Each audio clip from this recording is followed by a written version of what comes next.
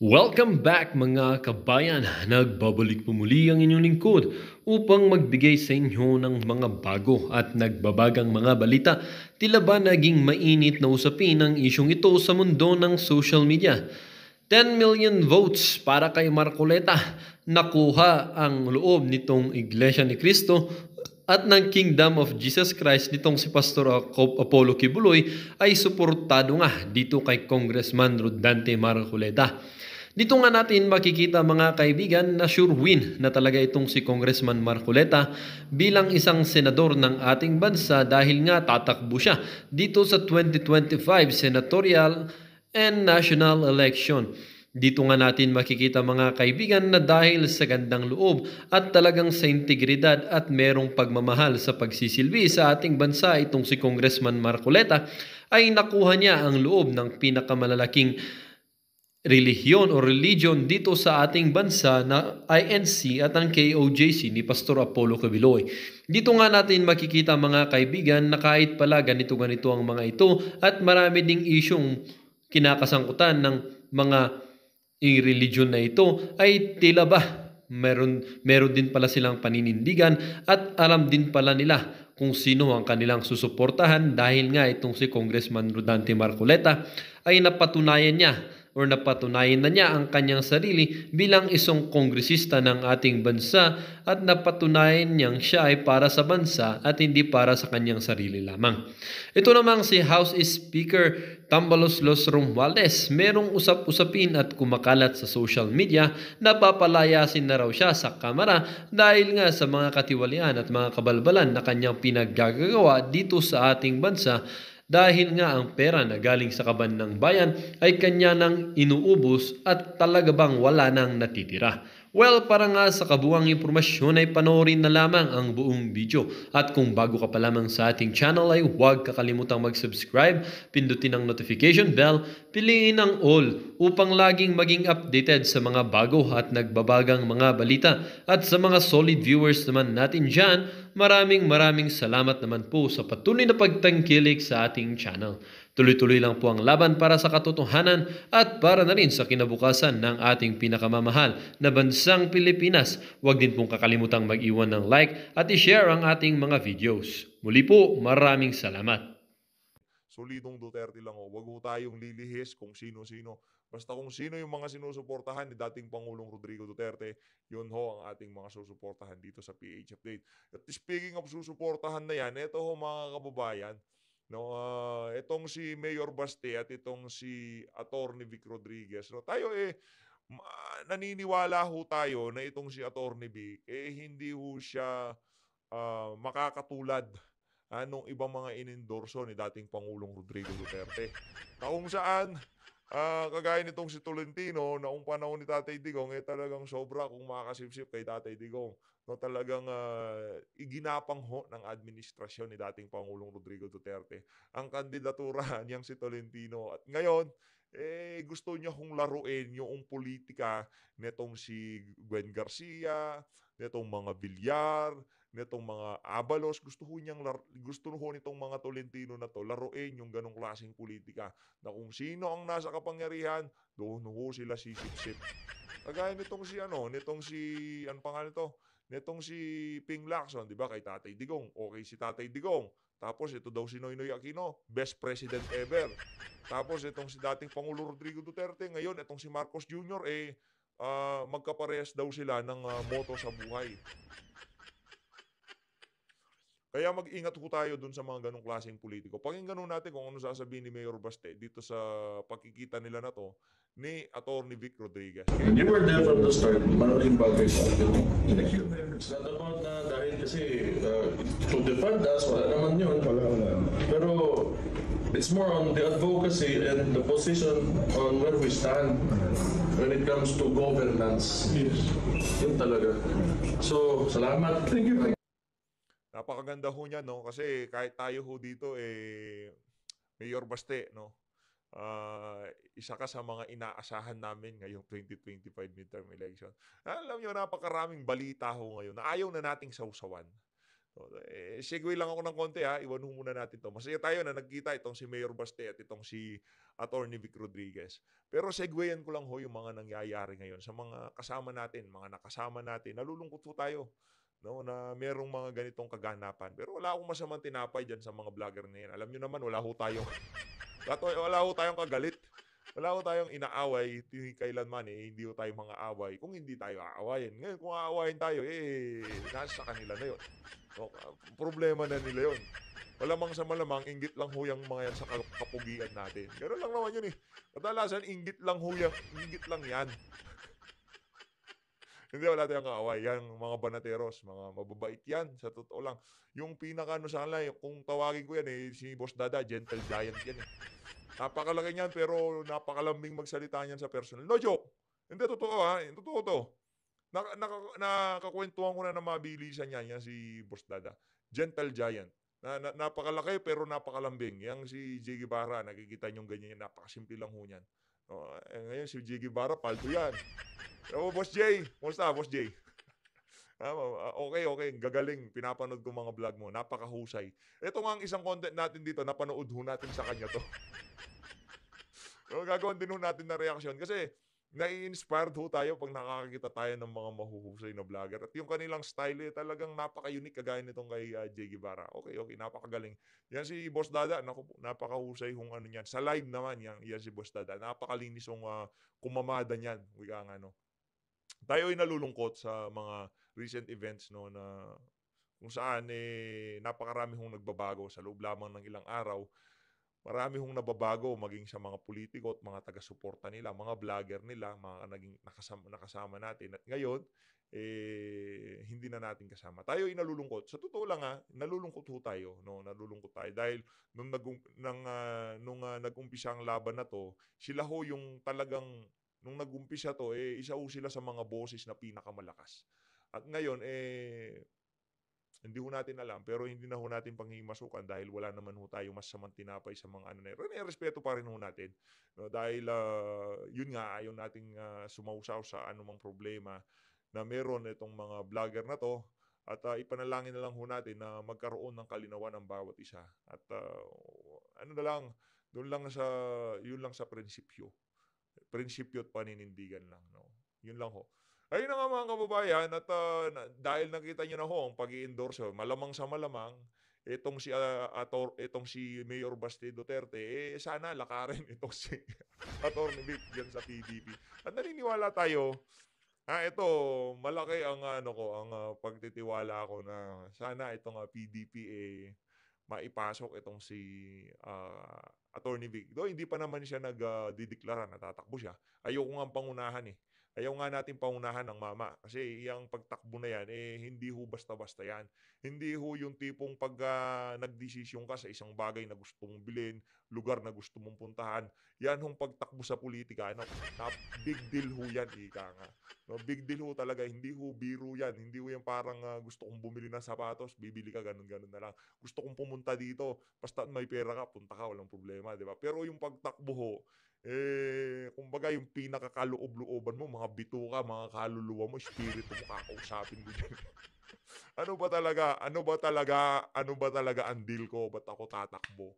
At ako, kahit hindi ako, ni Atty. Vic, ang deal mo, sir, isa ho kayo sa magdadala ng tunay na pagbabago diyan sa Senado, kasi hindi ho kayo nakain ng sistema diyan sa Malacanang, malamang sa malamang hindi rin ho kayo makakain ng sistema diyan sa Senado. Yun lang naman ho ang atin dito. Ayun na nga, speaking of partido, ayan na ho mga kababayan. Sagip Party List Rep Rodante Marcoleta announced via Facebook on late Monday night, September 30, in his intention to once again run for senator in May 2025 midterm election. Ang poso na yan, kahapon ho yan, galing sa PDP laban. Tayo ay masaya.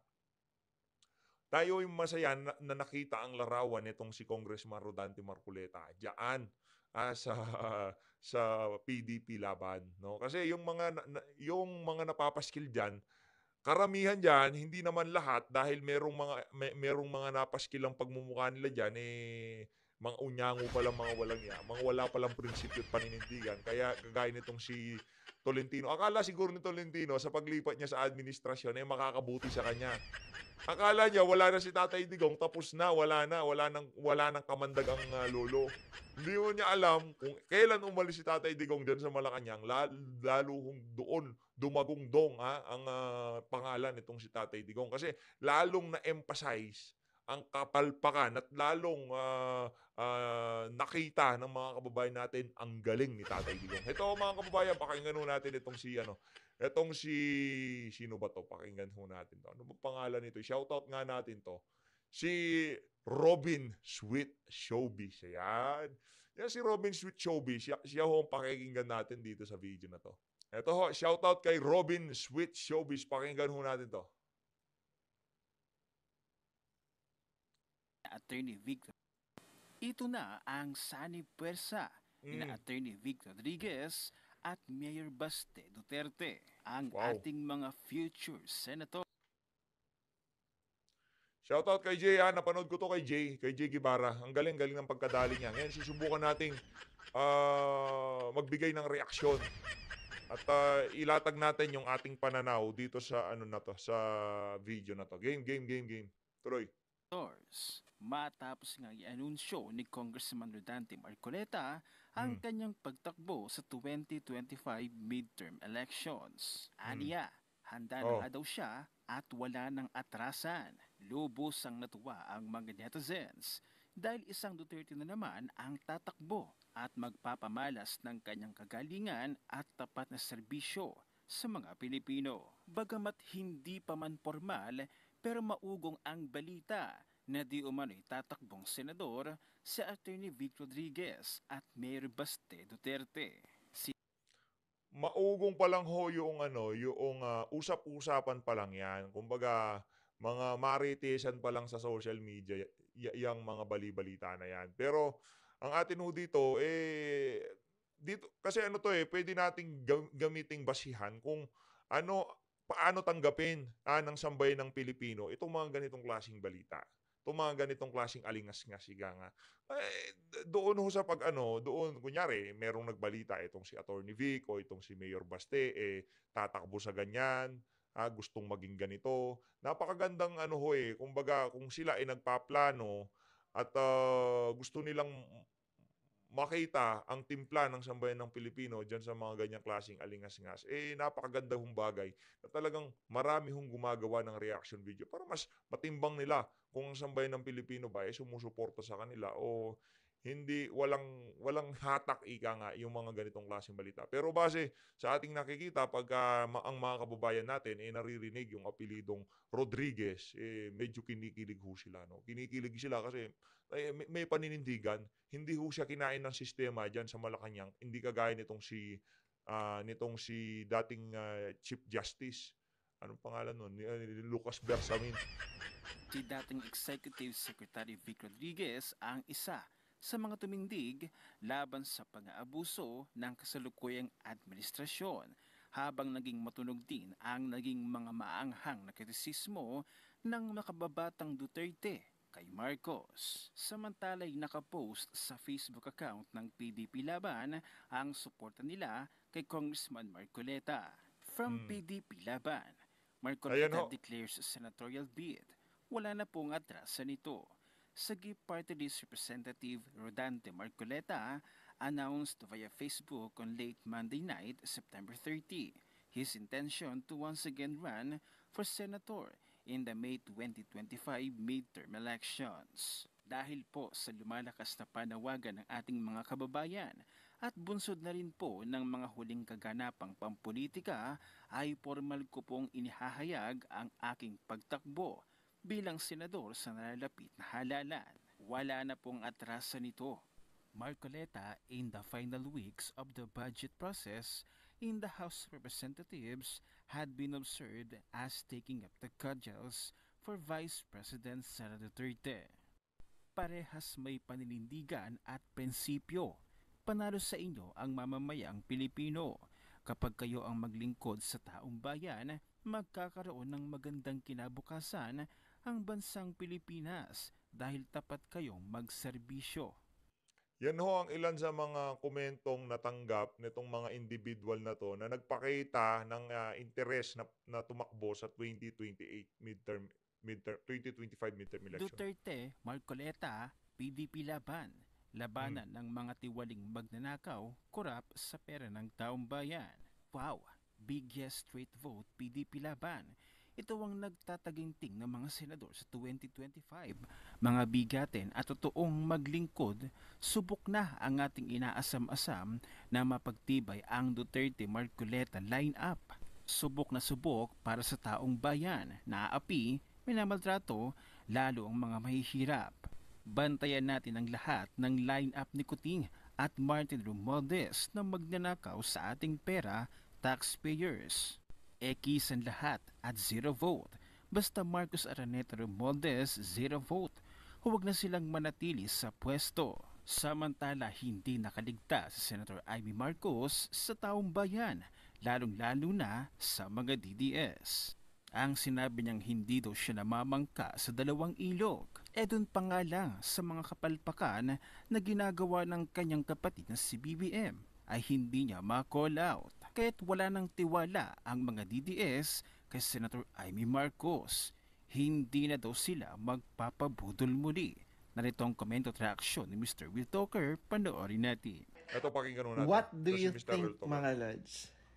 Senator Amy, for me, play safe. Play safe. Diba? Kasi kung magsistick siya sa Marcos administration, iniisip niya ang mga Duterte supporters. Diba? Masasaktan. Hindi naman masaktan. Madismaya. Pero anyway, wala na. Even ako, mga lords, hindi na ako umaasa kay Senator Amy. Marcos yan eh. Diba? Parang ikaw. Hindi nagkakausap-usap, hindi ko nakausap si Mr. Real Talker, yung ibang mga vlogger, pero yung sentimiento ho nila sa mga Marcos, iisa lang. Wala nang susuportahang Marcos. Kasi ho, nakita nyo ho ang ginawa nitong mga Marcos na to doon sa pamilya na kung saan sobrang mahal ng sambayan ng Pilipino noong mga panahon na yon. Bagay no, sa ayot sa gusto ho nila, sa 2020, magiging presidente rin naman tong si VP Sara. At sana 6 na taon kulang ho talaga eh. Pagkaupo ni VP Sara, revgov kagad. Yeah. Pagkaupo ni VP Sara, revgov kagad. Walang people's initiative. Pag sa kanya, sa presidente, paliwanag niya sa sambayan ng Pilipino, gusto nyo ba ng tunay na pagbabago? O, gusto nyo bang magpapaikot-ikot na lang tayo? Ang ama ko, ginawa niya lahat. Pinakita niya sa sambayan ng Pilipino kung paano mamuno ang isang malinis na leader. Pagkalabas niya, meron siyang nagawa. O pagkalabas niya, anong nangyari? Tapos na. Pagpasok nitong si Marcos Jr., lahat ng naumpisa ni Tatay Digong, winasa ko ni Bangag. Diba? Yun lang ho yun, mga kababayan. Kaya kahit ano pang gawin, nitong nitong mga Marcos na to, hindi na ho talaga magtitiwala ang sambayan ng Pilipino sa kanila. Lipat naman ho tayo dito kay Showbiz Fanatics. Ito, magaling din ho itong si Showbiz Fanatics. Magaling Hindi pa man nagsisimula ang laban, tiyak na maaaring lumamang na si Rodante Marcoleta sa bilangan. Ito ang kumpirmasyon mula mismo sa mga taga-suporta ng PDP laban at sa ilan sa mga avid supporter ni former President Rodrigo Duterte, kung saan bukod sa Iglesia ni Cristo, tila dadalin rin daw ng maraming DDS ang representative at kilalang lawmaker na si Rodante Marcoleta. Automatic na ho yun. Sa tingin natin, yung 10 million, realistic yun. Hindi clickbait itong si dito. Itong si, itong Showbiz Fanatics. Yung pa ho yun, conservative pa ho yung 10 million vote na yan para kay Kong Dante Marcoleta. Pero hindi ho sapat yan, ha? Hindi sapat yung 10 million. Mas marami pa dyan. Mas maganda maging number 1 siya. Ito ang breaking news na umani ng samut-saring reaksyon matapos mapanood ang naging proklamasyon noon at pagsuporta ni former President Rodrigo Duterte sa kandidatura ni Representative Rodante Marcoleta. Ayon mismo sa dating Pangulo, Isa si Marcoleta sa kanyang nakitaan ng katangiang hindi makikita sa mga buwayang politikong nasa Kongreso dahil si Marcoleta ay isa raw sa mga mambabatas na hindi tumitingin sa estado at kapangyarihan ng tao, kundi ang patas sa paglilitis nito sa ngalan ng batas at sa mga Pilipino. Ayon pa mismo sa former president, hindi raw magsisisi ang taong bayan kapag binigyan nila ng tsansa, ang katulad ni Congressman Rodante Marcoleta na walang ibang inisip kundi ang kapakanan ng taong bayan. Bukod sa INC, tila nagpakita na rin ng suporta ang ilang miyembro ng KOJC sa kandidatura ni Representative Correct. Na, ano ho natin, no? Din ho natin na itong mga miyembro ng KOJC talagang susuportahan itong si Congressman Rodante Marcoleta. Mataas ang tsansa, no, na magkakaisa ang napakaraming religious group para dito kay Kong Dante. No? Itong mga INC, automatic na ho yan. Mga KOJC member, karamihan dyan, iboboto itong si Congressman Rodante Marcoleta. Naniniwala ho tayo na marami sa mga miyembro ng KOJC, isa ho sa kinukonsidera nilang senatorial candidate yang si Kong Dante sa 2025 midterm election. Isama nyo na rin ho itong si Atty. Vic Rodriguez. Para dyan sa mga KOJC member, isama nyo na ho yan si Atty. Vic. Diba? At sa mga INC, kahit wala ho tayong, meron ho tayong mga kaibigan na INC. Ano ho ba sa tingin nyo dito kay Atty. Vic? I-comment nyo nga ho sa baba.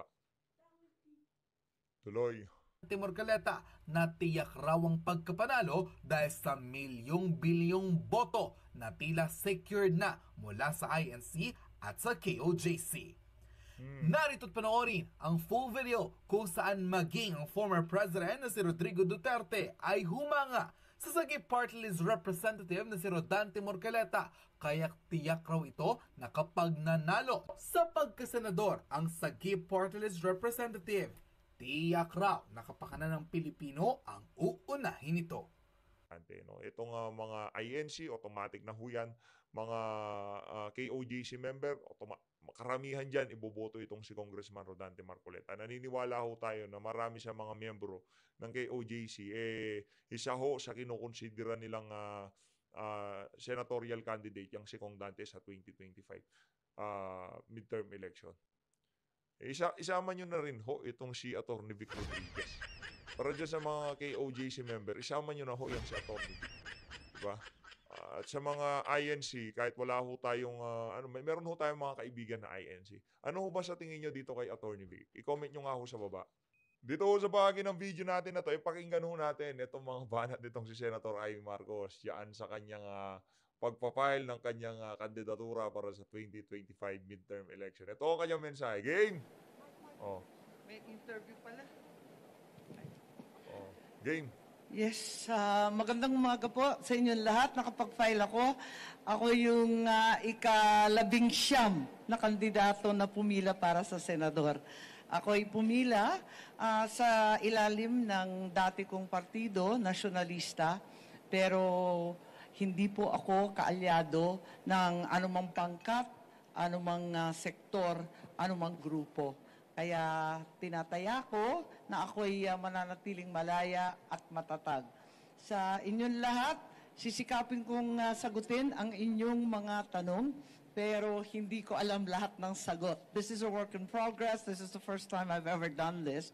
But I have not resigned my old party, the Nationalista Party. And the only thing is that I will not constitute a part of the administration alliance to allow me to work together with every sector to be able to cross the line and to get things done. So, eto po ang aking pinipilit gawin. Hi, ma'am. Good morning. Ma'am, pero can we just be clarified? Papa. So, yung tama bang sabihin na nag-beg off kayo sa endorsement ng administration coalition? Ganun na nga. Kasi baka magkaroon ng iba't ibang kulay at hindi maari masara yung pinto sa iba't ibang sektor, mas maigi na. Alam naman natin ang halalan, madugo, mainit, mabagsik ang usapin, mas mainam na wala akong kalaban. Ayoko kasi ng Yan ang nga ho ba sinasabi natin? Ang problema kasi sa iyo, Senator Amy Marcos, ito diretsahin natin tong si Senator Amy. Ang problema sa iyo, Sen Amy, ang kalaban mo dito ang sarili mo. Ang gusto mo mangyari, kunin mo lahat ng boto, which is hindi pwedeng mangyari yon, Sen. No, kung kay Duterte ka, para ka sa taong bayan. At kung para kay Marcos Jr. ka, para ka sa iyong kapatid na bangag. Hindi pwede yung gigitna ka para meron kang makuha ng konti dito sa mga Duterte. At panigurado, yung mga taga-suporta ni bangag, makukuha mo lahat yan. Yung mga bayarang talyanista atin sa Imada. Ganun lang naman ho yun. ganoon, ang nais ko talaga, hindi tumahak ng dalawang ilog, kundi maging yung iisang ilog, ang malaking tubig, ang dagat kung saan magtatakpo lahat ng ilog. Para makausap natin lahat ng sektor. Yon, pinaikot-ikot mo pang di tatahak sa dalawang ilog. Kasi lahat ng ilog gusto mong languyan. Yun ho yun. Puro buladas ka talaga. Tayo ako ng mag-isa. At yung NP, dati ko na kasi partido yon at wala naman tayong nakikitang sabit sa hinaharap. Opo, pero Sen, bago po yun, nagkausap muna kayo ng presidente na i-discuss nyo po ito sa kanya.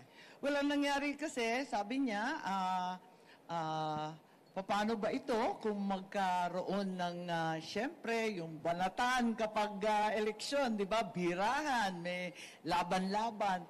Napaisip ako Sabi ko, paano? Kahit hindi ako ang magsalita ng maanghang o mag-insulto o kutsain yung sino man, okay lang yun. Ako, kaya kong hindi gawin yun kasi hindi naman ako palaaway.